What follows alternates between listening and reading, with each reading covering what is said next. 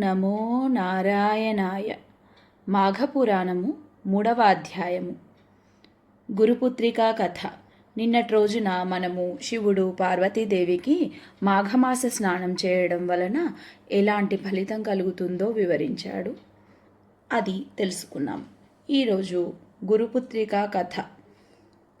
మంగళదాయిని సర్వమంగళ మాఘమాస స్నాన ప్రభావముచే పూర్వం ఒక బ్రాహ్మణ పుత్రిక పాప విముక్తయై తన భర్తతో హరి సాన్నిధ్యము పొందింది అని శివుడు పార్వతీదేవితో పలికెను. అప్పుడు పార్వతీదేవి, స్వామి, ఆ బ్రాహ్మణ పుత్రిక ఎవరు? ఆమె చేసిన పాపమేమి? మాఘస్నానమున పాప విముక్తి పొందిన విధానమేమి? వివరముగా చెప్పగోరుచున్నాననగా శివుడు ఇట్లు పలికెను. దేవి, వినుము. పూర్వము సౌరాష్ట్ర దేశమున బృందారకమనే గ్రామంలో సుదేవుడు అనే బ్రాహ్మణుడు ఉండేవాడు. అతడు సదాచారవంతుడు, వేదశాస్త్ర పండితుడు. అతనికి శిష్యులు చాలామంది ఉండేవారు. వారు గురుసేవ చేస్తూ విద్యాభ్యాసం చేస్తూ ఉండేవాళ్ళు. ఆ సుదేవునికి సర్వాంగ సుందరి అయిన కుమార్తె ఉండేది. పొడవైన కేశములతో, చక్కని ముఖంతో, చక్కని కనుముక్కు తీరులో ఆమె మిక్కిలి మనోహరంగా ఉండేది. ఇట్టి కుమార్తెను ఎవరికిచ్చి వివాహం చేయగలనని అతడు విచారిస్తూ ఉండేవాడు. ఒకనాడు సుమిత్రుడు అనే శిష్యుడు సమిధలు, దర్భలు మొదలైన వాటి కోసం గురువు పంపగా వెళ్ళాడు. బంతితో ఆడుకుంటున్న గురుపుత్రిక కూడా సుమిత్రుని వెంబడించి వెళ్ళింది. సుమిత్రుడును చాలా దూరము పోయి ఆ అరణ్యంలో ఒక జలాశయాన్ని చూచాడు. ఆ చెరువు గట్టున ఎత్తైన చెట్లున్నాయి.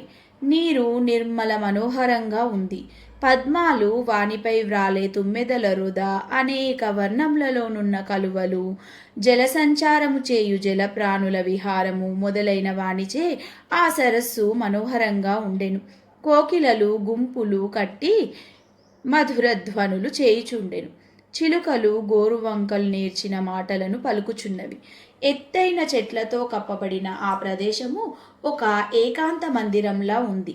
గురుపుత్రిక ఆ చెరువులోని నీరు త్రాగి అచట వృక్షములకున్న పండ్లను తిని ఒకచోట కూర్చుండెను. సుమిత్రునిపై మనసు పడింది. ఓయి మనుష్య, సంచారము లేని ఏకాంత ప్రాయమైన ఈ ప్రదేశంలో నాకు నీతో కలిసి సుఖపడాలని ఉన్నది. ఈ వనము నీకును నాకును నచ్చినది. మనమిద్దరమును పడచువారము. మన కలయిక సుఖప్రదమగును. ఆలసించక నా వద్దకు రమ్ము. నా శరీరము దూది కంటే మెత్తగానున్నది. నీకు మరింత సుఖమిచ్చును. రమ్ము, నన్ను మోహముతో తనివి తీరా కౌగిలించుకొనుము. రమ్ము రమ్మని పిలిచెను. సుమిత్రుడు, మంచిదానా, నీవిట్లనకు. నీ మాట దురాచారపూరితము. నీవు వివాహము కాని బాలవు. నాకు గురుపుత్రికవు. మనము సోదరీ సోదరులము. నీవు మన్మథ పరవశురాలవై ఇలా అనుచితంగా పలుకుచున్నావు. నేను నీతో రమింపజాలను. నేనీ మాటను సూర్యచంద్రుల సాక్షిగా చెప్పుచున్నాను.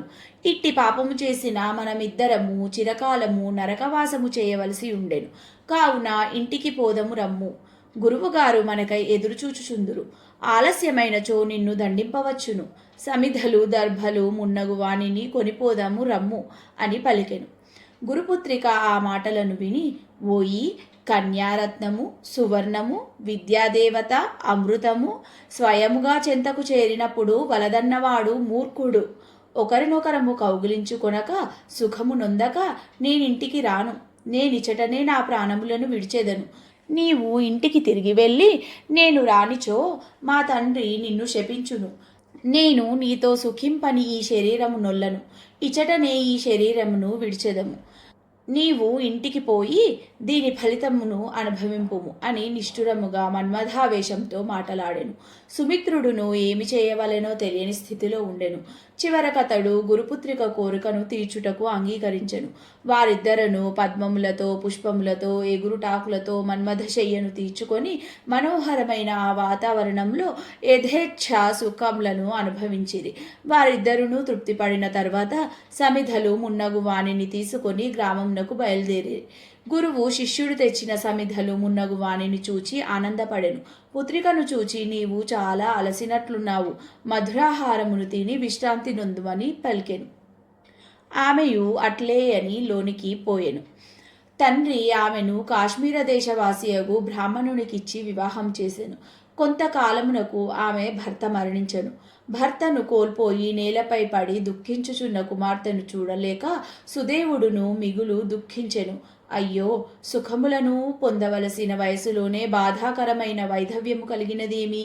ఈమెకిట్టి బాధను కల్పించిన ఆ బ్రహ్మ ఎంత మూర్ఖుడో కదా అని పలు విధముగా దుఃఖించుచుండెను. ఇట్లు సుదేవుడు వాని భార్య దుఃఖించుచుండగా దృఢవ్రతుడను యోగి ఆ ప్రాంతమున తిరుగుచు సుదేవుని రోదన ధ్వనిని విని వాని వద్దకు వచ్చి, జ్ఞానస్వరూప, నీ దుఃఖమేమియో చెప్పుము, నీ దుఃఖమును పోగొట్టెదనని ధైర్యం చెప్పెను.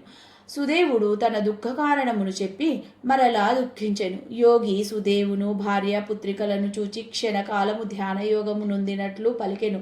ఓయి వినుము, నీ కుమార్తె పూర్వజన్మలో క్షత్రియ కులమున జన్మించినది. వ్యభిచారిణి అయి చెడు ప్రవర్తన కలిగి ఉండెను. సౌందర్యవతి యౌవనవతి అగు ఆమె తన జారుల మాటలను విని తన భర్తను వధించెను. భర్తను వధించి భయపడి శోకించి ఆత్మహత్య చేసుకొనెను. ఈమె పతిహత్యను ఆత్మహత్యను చేసినది. ఆ దోషము వలన ఈమెకి జన్మమున ఇట్టి వైధవ్యము కలిగినది. ఇట్టి ఈమె పవిత్రమైన నీ వంశమునెట్లు జన్మించినదాయని నీకు సందేహము రావచ్చును. దానికి కారణం కలదు, వినుము. ఈమె తన పూర్వజన్మలో మాఘమాసమున సరస్వతీ నదీ తీరమున గౌరీ వ్రతమును ఆచరించు వారితో కలిసి వారు ఇసుకతో చేసిన గౌరీదేవిని పూజించుచుండగా ఈ వ్రతాన్ని చూచినది. ఆ పుణ్యము వలన ఈమె పవిత్రమైన వంశమున జన్మించినది. ఈ జన్మయందును స్వేరిణియై నీ శిష్యులతో అధర్మముగా రమించెను. ఈ దోషము వలన ఈమె తమ కర్మఫలములను ఇట్లు అనుభవించుచున్నది. చేసిన కర్మమును అనుభవించక తప్పదు కదా. సుదేవుడు యోగి మాటలను విని చెవులు మూసుకొని తన కుమార్తె పూర్వజన్మలో పతిహత్య ఆత్మహత్యలకు పాల్పడుబడును ఈ జన్మలో కన్యయే సోదరతుల్యుడైన తన శిష్యులతో రమించుటను విని మరింత దుఃఖించెను. యోగికి నమస్కరించి, తండ్రి, నా కుమార్తె చేసిన పాపము ఏమి చేసిన పోవును? ఆమె భర్త జీవించుట ఎట్లు జరుగును? దయయుంచి చెప్పుడని పరిపరి విధముల ప్రార్థించెను.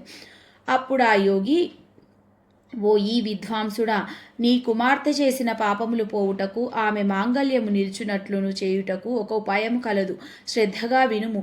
మాఘమాసమున ప్రాతస్నానము చేసి ఆ నదీ తీరమున గాని సరస్సు తీరమున గాని ఇసుకతో గౌరీదేవిని చేసి షోడశోపచారాలతో పూజింపవలెను. సువాసినులకు దక్షిణతో ఆ గౌరీదేవిని సమర్పించవలెను. ఈ విధముగా నీ నియమముచే ప్రతిదినము చేయింపుము. ఈమె భర్త తిరిగి జీవించును. ఈమె పాపములు నశించును. మాఘశుద్ధ తదియనాడు 2 క్రొత్త చాటలను తెచ్చి వానిలో చీర, రవికల గుడ్డ, ఫల పుష్పాదులు, పసుపు, కుంకుమ మున్నగు సువాసిని అలంకరముల నుంచి దక్షిణ తాంబూలాలతో వాయనం ఇచ్చి సువాసిని పూజ చేసి ముత్తైదువులకిచ్చి 7 మార్లు ప్రదక్షిణ నమస్కారములను ఆచరింపజేయుము.